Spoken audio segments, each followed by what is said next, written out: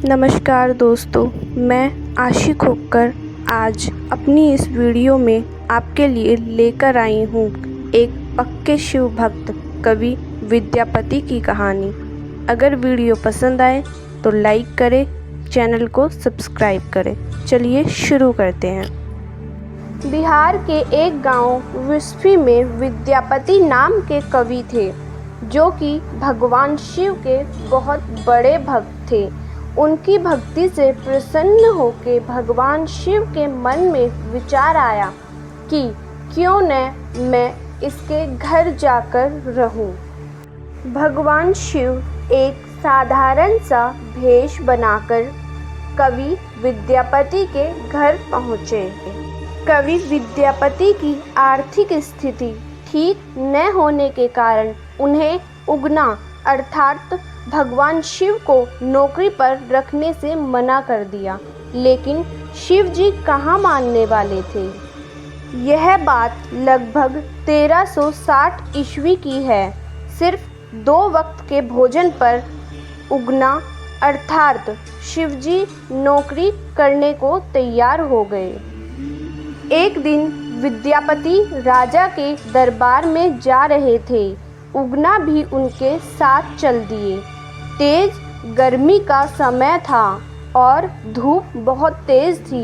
धूप की वजह से विद्यापति का गला सूखने लगा और उन्होंने उगना से पानी का प्रबंध करने को कहा।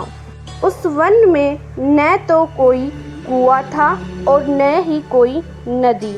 शिव कुछ दूर जाकर अपनी जटाएं खोलकर एक लोटा गंगाजल भर लाए।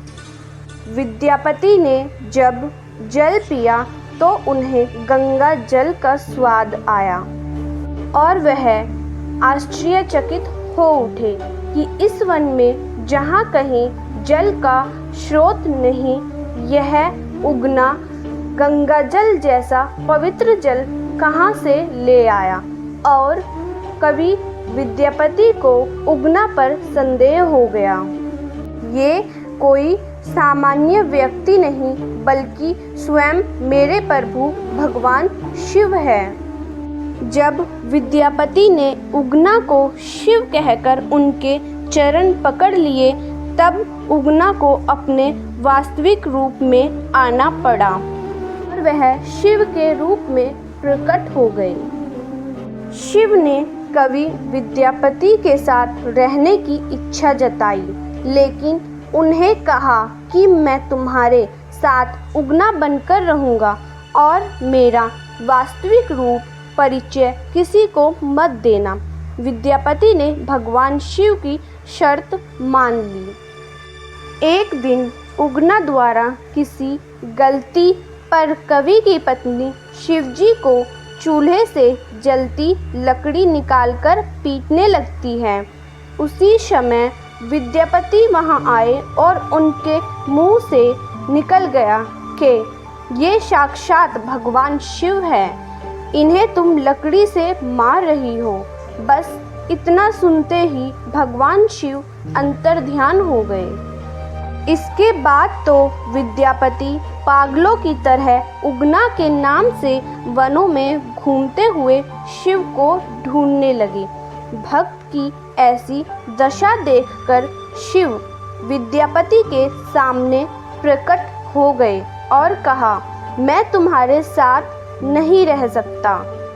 उगना रूप में मैं जो तुम्हारे साथ रहा, उसके प्रतीक चिन्ह के रूप में अब मैं शिवलिंग के रूप में विराजमान रहूँगा। इस बात के पश्चात जहाँ भगवान शिव खड़े हुए थे, वहाँ शिवलिंग प्रकट हो गया। उगना महादेव का प्रसिद्ध मंदिर वर्तमान में मधुबनी जिला में भवानीपुर गांव में आज भी स्थित है। तो दोस्तों, हमें इस कहानी से यह शिक्षा मिलती है कि भगवान अपने सच्चे भक्तों का साथ कभी नहीं छोड़ता।